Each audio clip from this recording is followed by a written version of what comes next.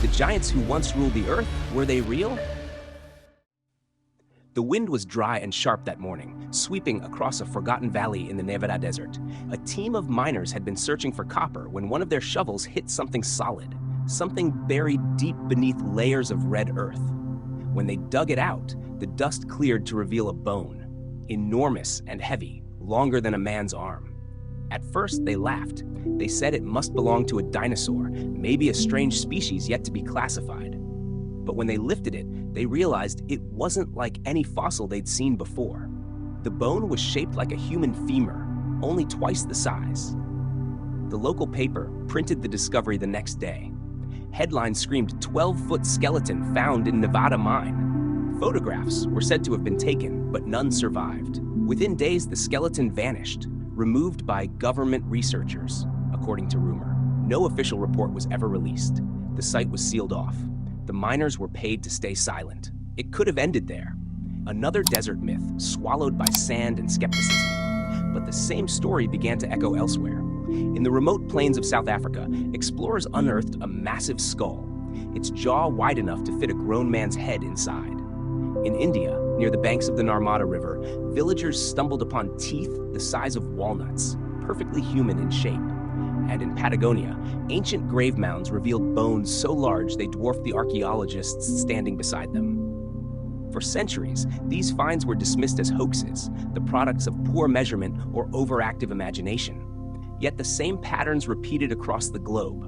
Enormous human-like skeletons, ancient carvings of towering beings, and myths that seemed to come from a shared memory humanity had long tried to forget. In the Bible, they were called Nephilim, the offspring of the sons of God and the daughters of men. The book of Genesis described them as giants, men of renown, heroes of old who walked the earth before the great flood. In Greek legend, they were the Titans, the first generation of gods, overthrown and buried deep beneath mountains by Zeus. In Hindu epics, they were Daityas and Asuras, beings of colossal power who challenged the heavens themselves. And in Norse mythology, they were the Jutnar, ancient giants whose bones shaped the world after their fall. Could all these stories, separated by oceans, written in different tongues, told thousands of years apart, point to the same truth? Ancient murals and petroglyphs tell their own stories. In the mountains of Peru, near Nazca, vast carvings depict figures towering over humans. In Sardinia, stone tombs called Tomba dei Giganti, the tombs of the giants, stretch over 30 meters long. Archaeologists say they were built to honor the dead. But locals whisper that the giants themselves were buried there, long before mankind learned to build with stone. In the American Midwest, early farmers digging through burial mounds often reported finding giant bones. One farmer in the late 1800s claimed he found a skull so large he could slip it over his own head like a helmet. The Smithsonian Institution allegedly collected dozens of such remains, but none were ever displayed. When questioned, officials simply said the evidence could not be verified. Some said it was all nonsense. Others said it was deliberate suppression, a rewriting of history to maintain a certain narrative, that we were the first intelligent beings to walk the earth. But what if that's not true? What if there was another race, powerful, intelligent, and immense, that ruled long before humans claimed the earth for themselves? Legends from South America speak of the Viracochas, tall, white-skinned beings who descended from the sky to teach early civilizations architecture and astronomy. The ancient Sumerians wrote about the Anunnaki, deities who came down from the heavens and created mankind in their image. Across Africa, old tribal stories speak of the Zimwi, giants who once lived among men but were banished for their pride. Everywhere you look, the same story repeats. A golden age when gods or giants walked beside humans, followed by a cataclysm that erased them from history. What caused their disappearance? Some say a great flood wiped them out, the same deluge that appears in the myths of Noah, Utnapishtim, and Gilgamesh. Others believe they destroyed themselves in a war of unimaginable scale, a battle that shattered mountains and turned fertile lands into deserts. And then there are those who whisper of something else, that the giants didn't die. They went underground. They retreated into vast subterranean chambers, hidden from the surface, waiting. In the 1930s, a group of miners in Lovelock Cave, Nevada, claimed to have found red-haired mummies over 8 feet tall. The local Paiute tribe had long spoken of the Saitaka, a race of giant cannibals who once ruled the land. The miners said the skeletons were real. They saw them with their own eyes. But once again, the remains disappeared. The cave was sealed. Only fragments of tools and sandals far too large for human feet were left behind. The official explanation? Exaggeration and legend. But how many times can the same legend appear, continent after continent, century after century, before it becomes more than coincidence? Archaeologists dig, historians debate, skeptics laugh. Yet the evidence refuses to fade. The stories persist, carved into stone, whispered by elders, recorded in scriptures older than any modern nation. Maybe it's because deep down, we know there's something missing from our past, something we've been told to forget. Maybe, just maybe, those ancient bones weren't a mistake of nature, but a reminder, a fragment of a forgotten truth buried beneath time itself. And as the dust settles over the desert once more, the question lingers in the silence of history's long shadow. If the giants never existed, why does the earth keep giving us their bones? For decades, whispers of giant skeletons have surfaced like ghosts from the soil, discovered, documented, and then erased. Newspapers from the 1800s to the early 1900s are filled with astonishing headlines: giant found in Wisconsin mound, skeleton of a 12-foot man unearthed in Kentucky, huge bones found near the Ohio River. Each article spoke of discoveries too extraordinary to be believed. Yet, one by one, those bones vanished, quietly, efficiently, as if someone wanted them gone. Many pointed fingers at the Smithsonian Institution, claiming it received dozens of giant remains during America's early archaeological era. Witnesses swore they had seen crates filled with oversized bones being shipped to Washington. But when modern researchers requested access to the records, they were told no such files existed. Not one skeleton remained in the archives. It was as if the giants had been erased from both the ground and the pages of history. In 1912, miners in Arizona discovered a massive chamber inside the Grand Canyon. The cavern's walls were carved with strange symbols resembling ancient Egyptian hieroglyphs. Inside, they claimed, were statues, copper weapons, and skeletal remains much larger than those of normal humans. A story published by the Arizona Gazette detailed the find, linking it to an unknown civilization of enormous stature. Soon after, the site was declared off-limits. The U.S. government restricted all access. No photographs were released. The official statement: the article was a hoax, but the location mentioned in the story was quietly sealed for decades. Across the ocean, explorers in Sardinia uncovered stone tombs stretching over 100 feet long. Inside, local farmers reported finding gigantic skulls and femurs, but the authorities quickly confiscated the remains. The locals called them La Ossa dei Giganti, the bones of the giants. To this day, Sardinia's hills are dotted with massive stone chambers called the Tombs of the Giants, their purpose officially unexplained. In Egypt, early records from the 1800s describe workers unearthing sarcophagi too large for any normal human body. Some were over 13 feet long, adorned with inscriptions about the mighty ones who ruled before the pharaohs. Those coffins were never displayed. No museums admit to owning them. Why? Why would the world's greatest institutions hide such discoveries? Some say it's fear. Fear of rewriting history. Fear of admitting that the human story is far older and stranger than science allows. Others believe there's a deliberate effort to suppress knowledge that challenges the established order. That once, long before recorded civilization, another species ruled this world. Ancient legends seem to support this possibility. In Mesopotamia, Sumerian tablets tell of the Anunnaki, divine beings who descended from the heavens and fashioned mankind to serve them. In these texts, humans were described as their creation, smaller, weaker versions of their masters. In the Book of Enoch, an ancient Hebrew text banned from most Bibles, the Nephilim are described as giant offspring of angels and mortal women, beings whose hunger and violence grew so immense that God sent a flood to wipe them out. If these are only myths, why do they align so closely, from Sumer to Egypt, from the Andes to Polynesia? On the Bolivian high plains, near Lake Titicaca, stand the ruins of Tiwanaku, massive stone blocks carved with precision that even modern engineers struggle to replicate. Some weigh more than 100 tons, fitted together like a jigsaw puzzle without mortar. The local Aymara people say these structures were built by giants in a single night, using songs that moved the stones. In Lebanon's Baalbek Plateau, 3 enormous foundation stones known as the Trilithon each weigh nearly 800 tons. Modern cranes could barely lift them, yet they've been resting there for thousands of years. The Romans built on top of them, not beneath. Who then placed those stones there in the first place? Science offers explanations. Coincidence, primitive ingenuity, forgotten tools. But even the most rational minds are left uneasy. Because no matter how advanced we think our ancestors were, they should not have been able to move stones heavier than airliners with nothing but rope and sweat. And yet, they did. Maybe that's the problem. Maybe these sites, Baalbek, Tiwanaku, Göbekli Tepe, are not the works of human hands at all. Maybe they are remnants of the giant builders, the same beings whose bones have been buried and hidden for millennia. Photographs from the early 20th century, long dismissed as fakes, show archaeologists standing beside enormous skeletons, skulls the size of barrels, rib cages taller than men. Many of those photos disappeared after being archived by major institutions.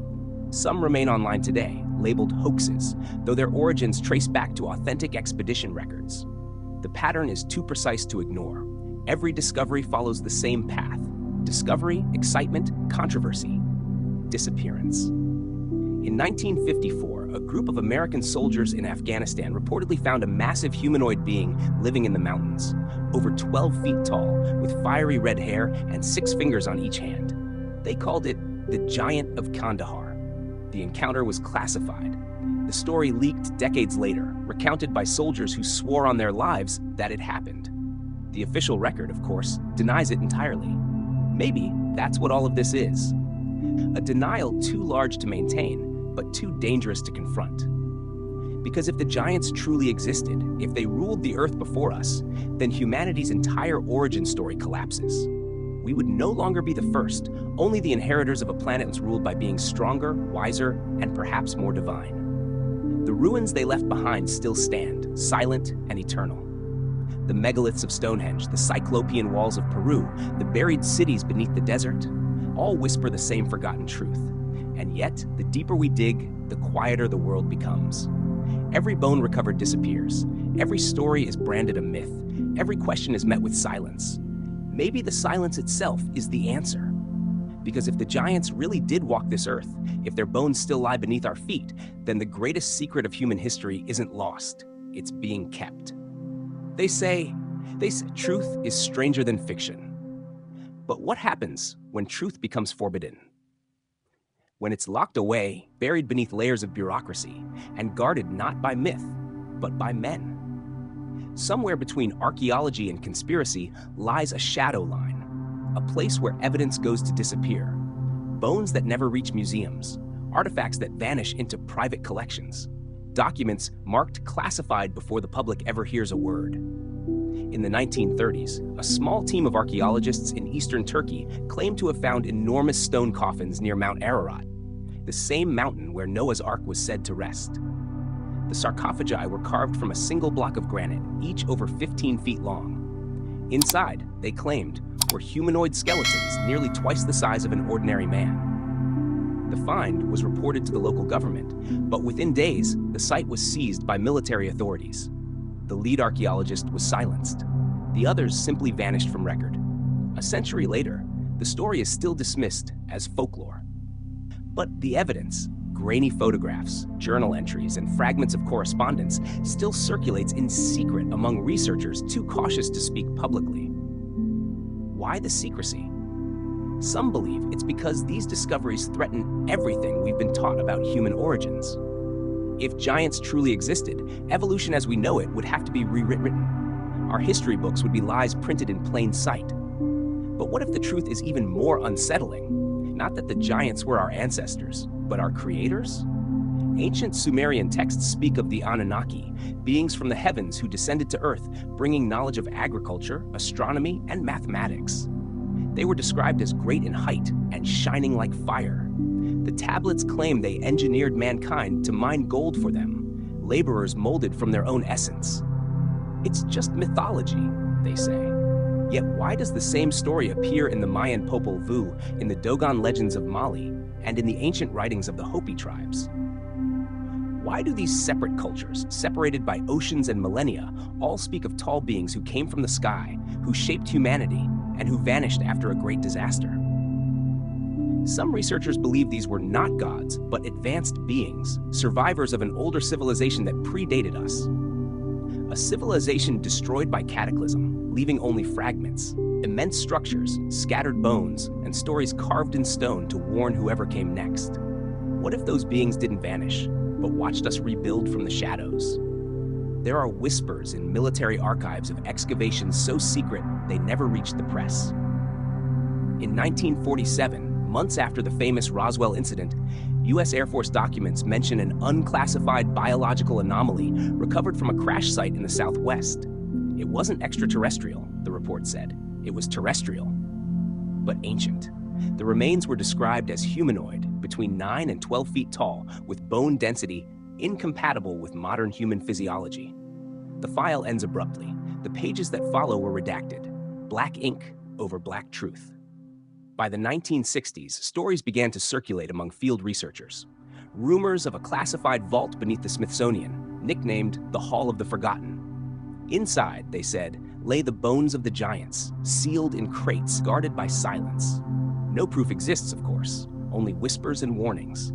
Yet every time someone digs too deep, their career ends, their funding vanishes, or worse, they disappear altogether.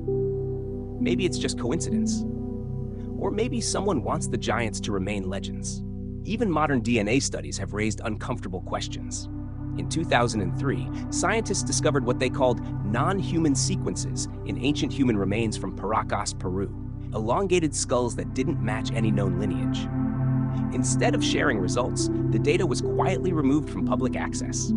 The official reason? Contamination. Every time the mystery nears the surface, it's buried again. Every time light touches it, a shadow follows. But the most haunting evidence doesn't come from labs or documents. It comes from the Earth itself. In the deserts of the Middle East, satellite scans have revealed massive geometric formations hidden beneath the sand, perfectly symmetrical, circular structures resembling fortresses or cities. Some are miles wide, invisible from the ground. Ancient Sumerian texts call them the cities of the mighty ones. Officially, they are dismissed as natural formations. But natural formations do not form right angles. They do not align perfectly with celestial constellations thousands of years old. Perhaps what's most chilling isn't what's missing, but what remains. In isolated regions of the world, from the Caucasus Mountains to the jungles of Papua New Guinea, locals still tell stories of the tall ones, beings that sometimes appear at twilight, watching silently from the trees.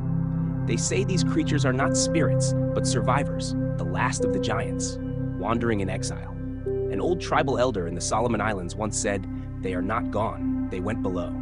He pointed toward the caves near the ocean cliffs, where strange sounds echo at night. Explorers who entered those tunnels never returned. Maybe the giants are gone. Maybe they're extinct, buried with the stones they once lifted. Or maybe they're still here beneath us, deeper than we dare to dig. Every myth begins as a truth that someone was afraid to tell. Every secret stays hidden because someone benefits from its silence. And maybe, just maybe, that's the forbidden truth. That mankind is not the first to rise, nor the last to fall. That before us came another world, another people, another age, wiped clean not by time, but by design. Somewhere, deep beneath the soil, under layers of forgotten history, they sleep. The rulers of a world erased from memory. And if we keep digging, keep searching, keep asking the questions we're told not to ask, we might one day wake them. They say time erases everything. Empires fall, oceans rise, and even the greatest monuments crumble to dust. But there are some echoes that refuse to die, whispers that linger in the stones, in the bones, in the blood of those who walk the earth today. For centuries, the story of the giants has been treated as myth, a bedtime tale, a metaphor for power, pride, or divine punishment. Yet myths are not born from imagination alone. They are the fading memories of something once real. Deep within the caves of Sardinia, beneath layers of limestone and forgotten tombs, archaeologists recently uncovered what appears to be an enormous stone temple. Its walls are etched with humanoid figures towering over smaller humans, their hands outstretched, their faces serene. At the center of the chamber stands a single word, carved in an extinct dialect: Anu, the name of the ancient sky god, the father of the Anunnaki. Carbon analysis placed the carvings at over 10,000 years old, older than the pyramids, older than Stonehenge. Yet no record of such a civilization exists. It's as if history itself has been rewritten, restructured to begin after the giants had vanished. But if they did vanish, why does their influence remain written in our very design? Geneticists have long puzzled over fragments of DNA, sequences with no known origin, dubbed junk code. But what if it's not junk at all? What if it's a signature, the mark of an older species, a hidden inheritance passed quietly through generations? Some researchers believe these fragments could be remnants of a hybridization event, a merging between them and us. If that's true, then the giants never truly disappeared. They became part of us. Their legacy lives not in the bones of mountains, but in the pulse of our veins. Look at our myths, our architecture, our longing for the stars. Every culture builds upward, pyramids, towers, temples, reaching toward the heavens as if remembering a time when the heavens once reached down. In every civilization, there are stories of teachers who came from the sky. They taught humanity how to build, how to farm, how to measure time. Then they left, promising to return when the world was ready. But ready for what? Perhaps we are now closer to that answer than we realize. Modern satellite scans have detected patterns in ancient architecture that stretch across continents, from Egypt to Mexico, from Angkor Wat to Easter Island, perfectly aligned with star constellations that match not our present sky, but the sky of 12,000 years ago. A time when the Earth's axis tilted differently, a time when, according to myth, the age of the Titans ended in fire. Coincidence? Or memory? And then there are the dreams. Thousands of people around the world report recurring visions, vast stone cities, colossal beings, voices speaking in languages no one recognizes but somehow understand. Psychologists call it collective imagination, but ancient traditions would call it ancestral memory. Could it be that something deep within us remembers what history forgot? When a handful of researchers began to study these recurring dreams, they discovered something impossible. The same geometric symbols appeared across different subjects, all matching carvings found in Neolithic sites in the Caucasus and South America. Symbols of spirals, eyes, and hands, the same symbols found on the temple walls of Sardinia, beside the name Anu. Perhaps the giants did not simply rule the earth. Perhaps they shaped our minds. Maybe their true legacy isn't physical, it's spiritual. The capacity to question, to create, to dream beyond what we see. The echo of their consciousness embedded within ours, guiding humanity's endless hunger for discovery. And maybe that hunger is the reason they left, because knowledge is both gift and curse. It builds civilizations and destroys them. Perhaps they saw what was coming, as the ice melted, as the oceans swallowed their cities. Perhaps they knew that their world had reached its limit, that the cycle must begin again, with smaller beings who might learn from their mistakes. But did we? We build machines that pierce the heavens, weapons that could burn continents, and networks that bind the world together like the web of a god. We stand on the edge of creation once more, and maybe, just maybe, we are repeating what the giants once did. A few whistleblowers claim that beneath Antarctica, under the thick ice shelves, lies a city, not alien, but ancient. Its corridors are enormous, designed for beings of impossible size. Satellite imagery shows geometric outlines stretching for miles. But access is forbidden. Governments deny it exists, yet the silence speaks louder than any denial. Some say the giants sleep there, preserved in the cold. Others believe it's not sleep, it's waiting. If that is true, what are they waiting for? For the right moment? For the return of the same cosmic cycle that once destroyed them? Or for us, their descendants, to finally remember who we are? Maybe the giants never meant to rule the earth forever. Maybe they were custodians, guardians of knowledge, of creation itself. And when humanity rose, fragile but curious, they stepped back and watched. They knew the fire would one day pass to us. The question is not whether they were real, The question is whether we are worthy of the world they left behind. Look at our hands, the hands that build, that destroy, that reach for the stars. Somewhere in that reach lies the truth of our origin. Perhaps we were made in their image not by accident, but by design, a continuation of a story older than history, written in stone, sky, and soul. So when you look at the mountains, remember, they may not just be stone, they might be tombs. When you look at the stars, remember, they might not just be lights, they might be watching. Because history does not end, it sleeps, waiting for the next awakening. And maybe one day, when we are ready, the giants will rise again.